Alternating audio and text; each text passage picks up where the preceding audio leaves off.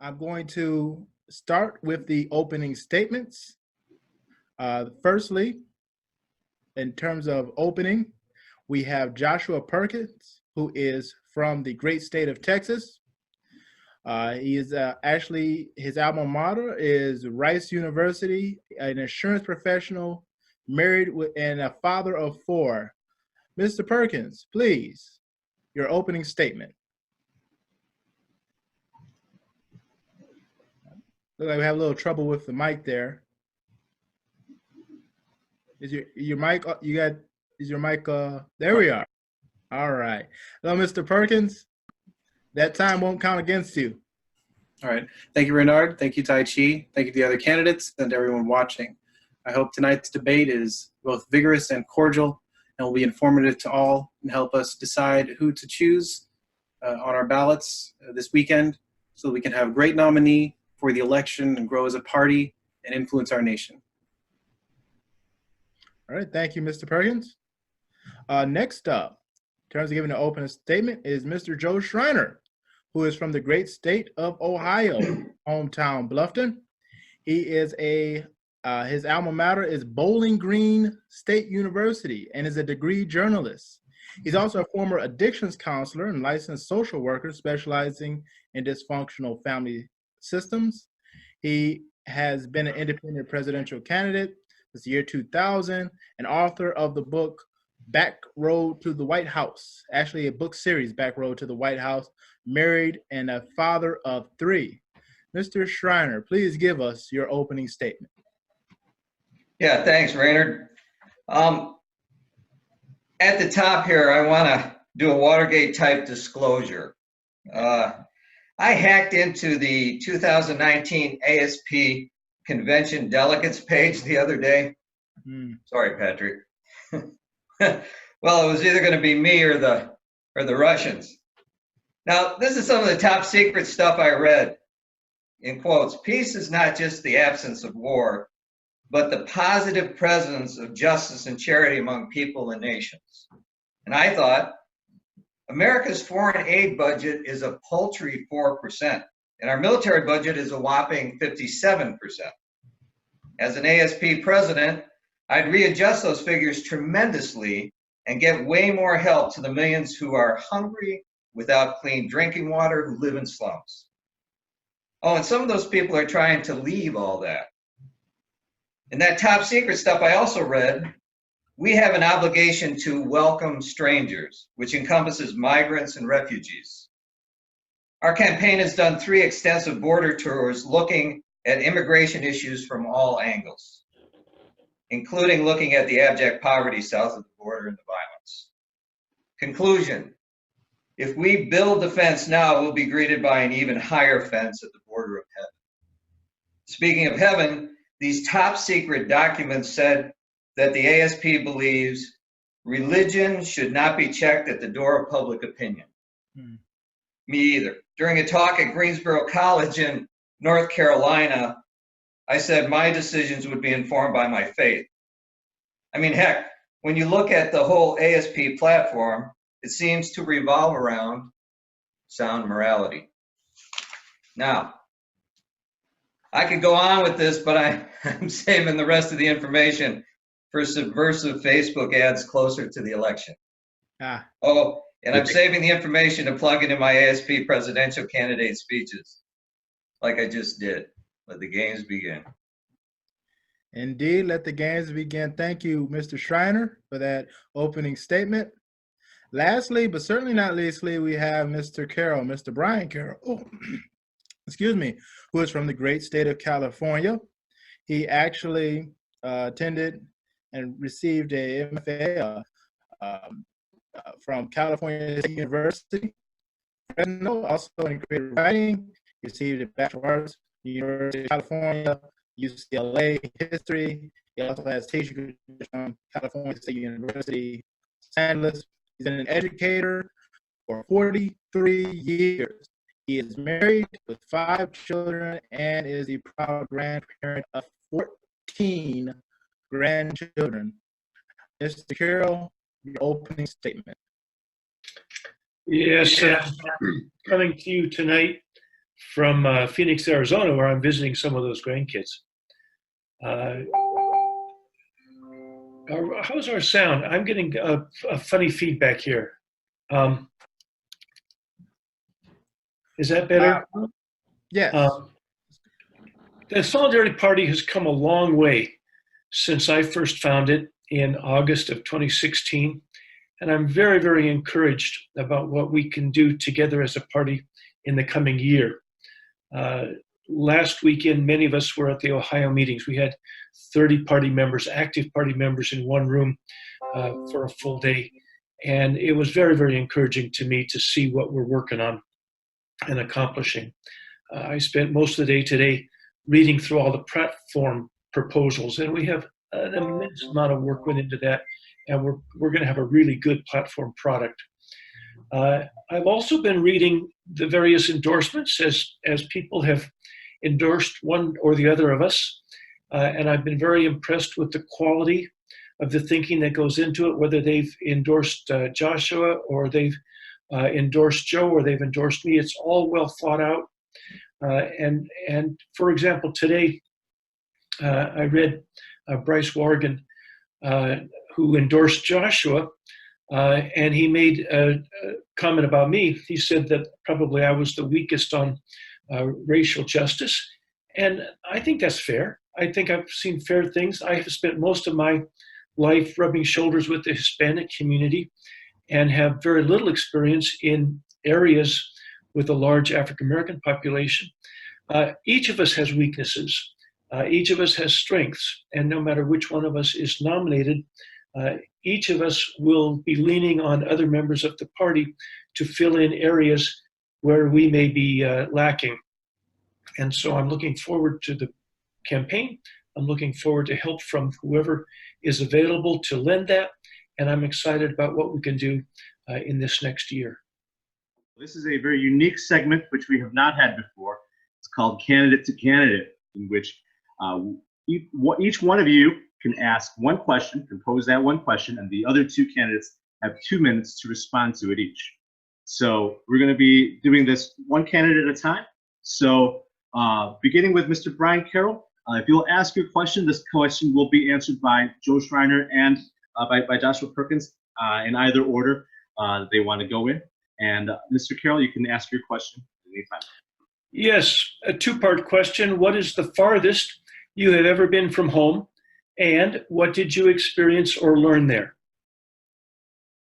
All right, so who wants to go first in terms of the response? All right, Mr. Perkins. Oh, go ahead. All right, go ahead. Okay. The furthest I've been from home was to British Columbia in Canada, and it was for a houseboating trip with the family. I don't know that I learned too much except that I love houseboats, and they're great fun. If you have a chance to go, I highly recommend it. It's a wonderful time on the water. It's like a floating RV, basically. Yeah, I mean that's pretty much my answer. This was about 10 years ago, so I was a bit younger then. Thank you, Mr. Perkins. Mr. Schriner, your response. Yeah, Brian, I went to Fort Wayne, Indiana one time, and just kidding. The farthest I have been, sort of, kind of, was Juarez, Mexico. During one of those border tours I was talking about in the opening statement, we went down there and took a tour of Juarez when that was referred to as the murder capital of the world. And what I learned down there, Brian, was I was exposed to 200,000 people living in slums on the west side of Juarez. And the reason that they were there was because of NAFTA. What people don't realize is this free fair trade thing that we have to look at, especially through the lens of the ASP, is that the year NAFTA got passed, the first one, 15 million people lost their farms in the interior of Mexico because the Mexican government stopped subsidizing those farms. They had no place to go but the border towns where, when you know, those maquiladoras, i.e. those big multinational factories were going up. These people were making $3 a shift, not an hour, a shift. And so it was just horrendous, the abject poverty there. I don't need to go anyplace else in the third world at this point in order to understand poverty. The Lord showed me that there and just built in me this extreme passion for wanting to try and impact that as much as possible. And so a lot of our foreign affairs platform spins around the common good, not just for people in the United States and our interests, but for people across the globe. And so that particular trip was very eye-opening to not only myself, but my family. All right, thank you, Mr. Schriner.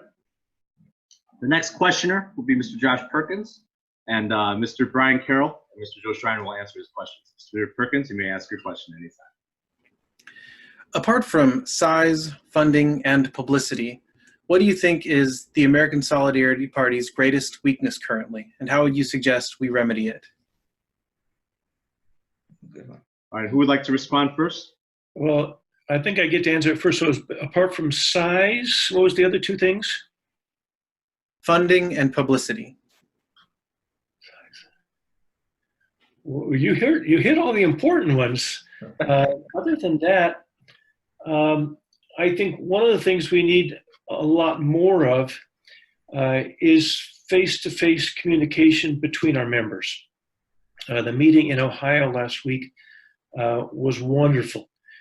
Got to talk to a lot of people that I've communicated with online and never had a face to put to the name. And I wish we could do a lot more of that. And I'm hoping that if I am nominated, my travels around the country will provide opportunities to draw people from various areas together, some people across town from each other who've never met, but to have more interaction among our members. All right, thank you, Mr. Carroll. Mr. Schriner, your response, please. Yeah, and as a follow-up to what Brian said, that's a good point. We need a lot more pelicans and pancakes things happening all across the country. I can tell you personally, because of William Campbell, if I ever see another pancake, it will be too soon. I've just eaten too many of those babies. Now, what I think, I gave a talk at the conference about this, what the party really needs is a lot more grassroots stumping. Like, that the situation up in Wisconsin with the fair and the table and the whole thing, and you can parlay that stuff into publicity. So you got the table, so you go to the local press and you say, look, we're doing this little thing. Would you be interested in doing a short story about it? So you go from reaching like 50 people to reaching a couple thousand, And so I think what the party is a little bit short on at this point is more creativity in ways to get the name out. I mean, every party member, for instance, should have a bumper sticker on their car by this point. And every party member should have one of these babies. See that? Thanks to Bob Moorhead. He's taking care of my head. And I just spent 24 bucks on a ASP tie as well. So make American Pelican again. So the bottom line is that we need to be totally sold out to this thing. And the only way to do that is to move from some of the Leslie Klinger I talked about at one point, and it's good. We're doing a lot of really good social marketing and that kind of deal. But we also need to move from being computer warriors, so to speak, to also going out and interfacing with the public. Not only with us personally, but with the public, and being as proactive to sell this thing, just like the other parties do. I think that that's extremely important at this point in the history of the party if we want to grow it. We really want to grow it. All right, thank you, Mr. Schriner. Okay. And our last question of the evening goes to you as well. And this question will be answered by Mr. Perkins and Mr. Carroll. Okay, what is your favorite color? All right, I get another. I know there was no do-overs, Tai Chi, but I'm doing another one. Okay. All right, my question is, okay, like you're the nominee, what are your plans to win the White House this time?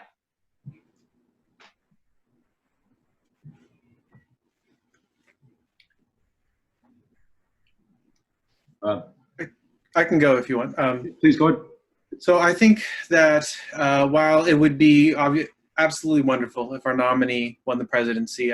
Given the way that the system is set up, the electoral system in our country, there's no real path for anyone who's not either a major party nominee or has billions of dollars behind him, like Ross Perot did in '92. Unfortunately, I guess that's just the way the system has been rigged by the two major parties.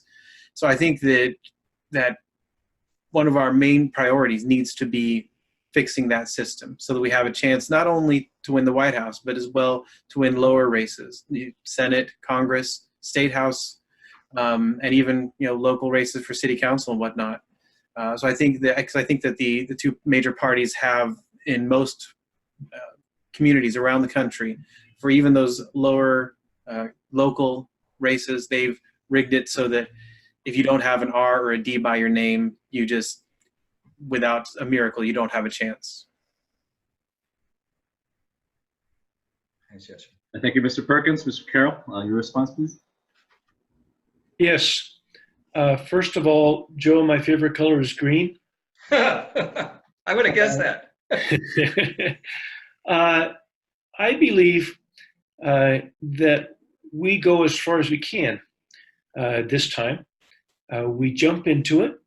I hope to be in Louisiana in October to the Humanize Conference. And Louisiana is one of the states where we estimate we have a 90% chance of getting on the ballot, but probably only a 10% chance of having our write-in votes if we're not on the ballot. So we start with the priority states. There are, 6 or 8 of them that we think we can get on the ballot fairly certain. And we make every effort early to do that. And then we shift our attention to the states where we can't get on the ballot, but we can get our write-in votes counted, and we plug away at those. We believe that out of the 50 states, there are probably only about 11 where we have neither a chance of getting on the ballot or getting our write-in votes counted. And so we jump in and we make every effort and get as far as we can this time. And if we don't make it all the way, we make major efforts to try and get ranked choice voting instituted in places along the way so that next time third parties have an easier chance at it. But we plug away and we look for God's blessing and we go as far as we can with the resources that He gives us. Thanks, Brian. That's good. All right, thank you, Mr. Carroll. So at this time, we're going to be moving into our closing statements for the evening. Gentlemen, we want to thank you so much for being with us tonight for this third and final debate. Each of you will have 2 minutes to give your closing statements, beginning with Mr. Brian Carroll. Mr. Carroll, your 2 minutes closing statement may begin now. That'll be fun. Yeah, I don't think I'm going to need the full 2 minutes. I've come a long way. I think most of the voters in the party that have been paying attention have made up their mind or are close to making up their mind. Because of the ranked choice, not only do we have to pick a first choice, but we also have to pick a second choice. And so maybe tonight that's firmed up some people's minds. But I think most people are paying attention, understand how each of us have strengths and weaknesses. And so I lay my strengths and weaknesses before you and ask for your vote. All right, thank you, Mr. Carroll. Our next candidate to give their closing statement will be Mr. Joe Schriner. Mr. Schriner, you have 2 minutes to give this closing statement, and your time may begin now. Thanks, Tai Chi. Okay, the ASP platform is right on the mark. The ASP in America started in 2011. I've been touting this exact same platform since 1999. God, it seems, has had me in a role of a platform point person, planting seeds about these things all over America, 12 years before the party ever came into existence here. The phraseology trailblazer comes to mind. Party members in 2012 must have thought something similar when they wrote this in their endorsement statement for our campaign. Joe Schriner and his family have traversed the USA the last 4 election cycles, taking the pulse of the nation by working alongside those fighting on the front lines of social and economic issues, promoting a platform of social justice concerns, environmental stewardship, distributism, and support for the consistent life ethic movement. And in the following years, that's been true for us even more. It's now 30 years of extensive cross-country research for our position papers. It's now 1,000 media spots and counting. I've talked at Notre Dame, Xavier, Franciscan University, to name just a few. I have stumped practically everywhere. It's a narrative primed for reaching a tipping point. And the synergy between our campaign narrative and a strong party machine could spell winning. Yes, this time, with God's grace, of course. Or we can be like the Israelite spies in Deuteronomy 1:26 who get to the border of the promised land and say, yikes, those dudes, modern translation, duopoly dudes, are stronger and taller than we think. And even though Moses assures the people God will fight for them, well, they decide to take a much more cautious, measured approach. we all know how that one worked out. Time to take a deep collective breath and fight. Time to be all in. A journalist for Arc Digital Media online magazine recently wrote, it could be that current political order has run its course. It could be that the time for Joe Schriner and the American Solidarity Party has come. And Thank you, Mr. Schriner. Sorry, your time is up, unfortunately. Thank you, Mr. Schriner. All right. So our third and final candidate to give their closing statement will be Mr. Joshua Perkins. Mr. Perkins, you have 2 minutes to give your closing statement, and that time may begin now. Thank you, my fellow Solidarists, for the opportunity to participate in this year's primary contest. My thanks to both of the other candidates as well for running a cordial campaign without any of the negative energy that we see in a lot of other races, especially with the major parties.